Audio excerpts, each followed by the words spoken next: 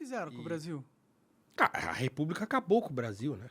Como? Tipo, como acabou Por exatamente? exemplo, então, quer dizer, a primeira coisa que eles fizeram foi soterrar o projeto abolicionista. Então, quer dizer, a abolição aconteceu e tudo aquilo que existia para ser feito depois da abolição foi soterrar, esqueceram aquilo. Entendi. Fora isso, eles começaram a implementar projetos eugenistas no Brasil. Então, quer dizer, a eugenia estava chegando, aquela ideia de eugenia e tal, né? De branqueamento da população e tal. Tudo isso começa na República, não começa na monarquia. Na monarquia. Começa na República.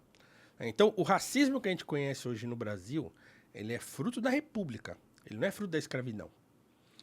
Então, os caras começam a encampar aquela ideia de branqueamento da sociedade.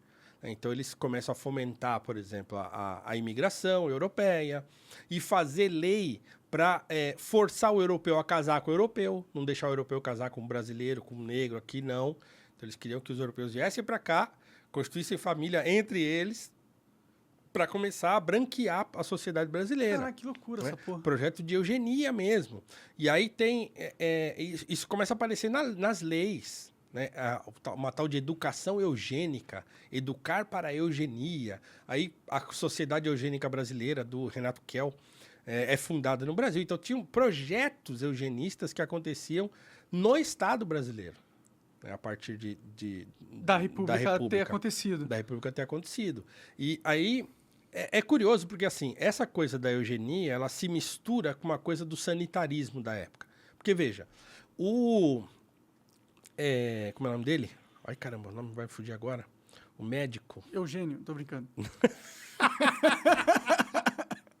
Não, caramba, mano, o nome fugiu agora completamente. Um médico brasileiro negro, eu sempre falo dele. Daqui a pouco eu lembro. Então, assim,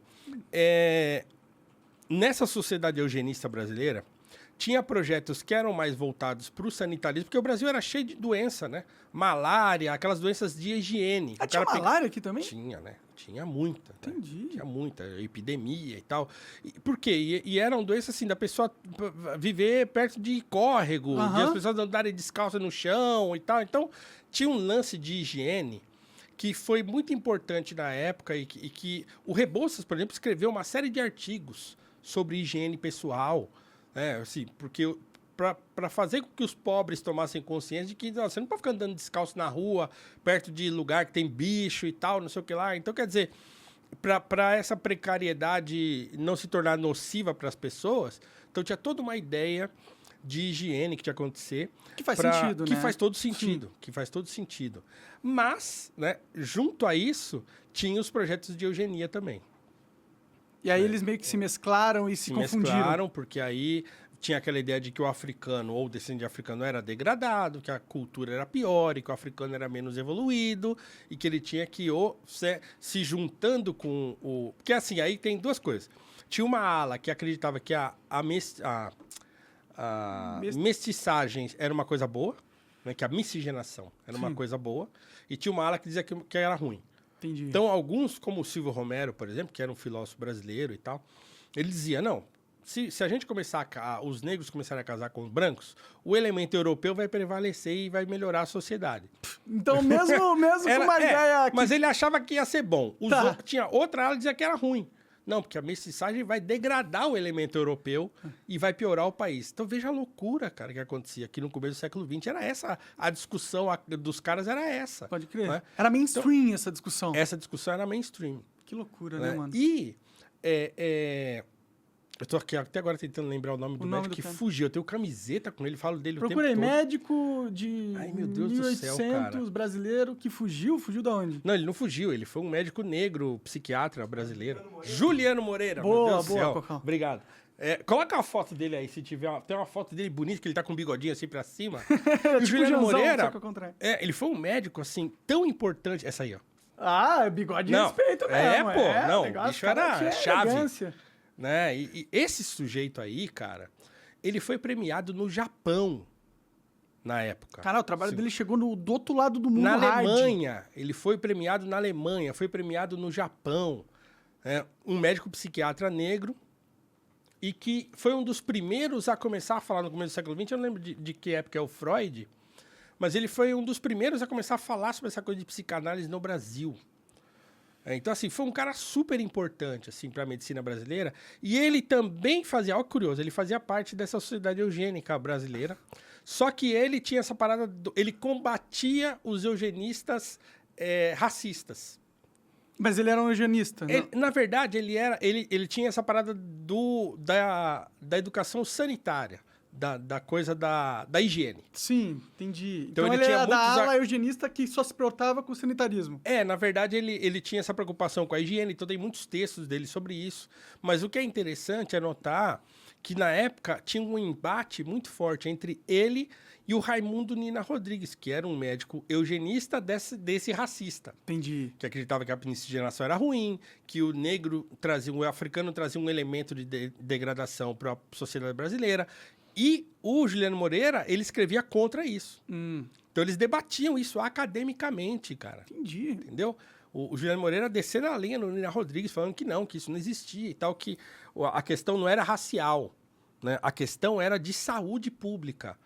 E como as pessoas, os pobres, viviam em condições muito degradantes, aquilo fazia com que as doenças se proliferassem, né? E prejudicava, inclusive, surgissem doenças de caráter mental até, de falta de higiene mesmo, de doença, sei lá, doença do carrapato, doença de não sei o quê, doença de Chagas, né?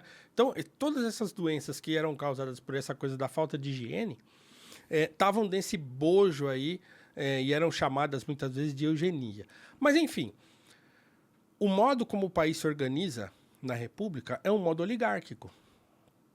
Então o Brasil vira uma grande oligarquia. Quem tem poder manda. E quem não tem, obedece. Quem não tem, se ferra e obedece. Então, nunca mudou até hoje, né? Não mudou até... Exatamente. Exatamente. O Nabucco fala exatamente isso para o Rebouças. Ele fala assim, olha, a situação dos negros no Brasil é um absurdo. Por quê? Porque eles não conseguem mais arrumar emprego, porque eles sofrem um preconceito atroz aqui. Então, eles estão ficando aonde? Pelas ruas.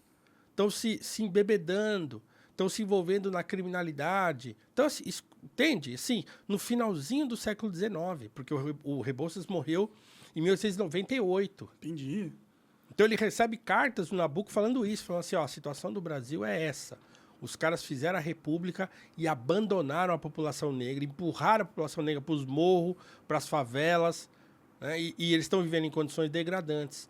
Pegaram o nosso projeto e soterraram. Né? E aí o Rebouças não volta mais. O Brasil, para mim, é um país do passado. Acabou, nunca mais eu volto. Ele tinha razão. E ele é encontrado morto num penhasco. Até hoje não se sabe direito se ele se suicidou ou não. Ou se suicidaram. Não, ninguém matou, assim. Então, talvez ele tenha só caído também. Porque ele estava doente, ele já estava velho, e era um penhasco, assim, na beira do mar. Ele é encontrado nas pedras, lá embaixo, caído, lá morto. Entendi. Né? Então, ele caiu lá de cima. Então, assim, há quem defenda que ele caiu, né, que ele não faria isso e tal, não sei o quê. Então, os jornais da época, primeiro noticiaram que ele tinha se matado, depois começaram a noticiar e a família, né, começou a falar que ele não ia se matar e tal, e começaram a falar que ele caiu. Entendi.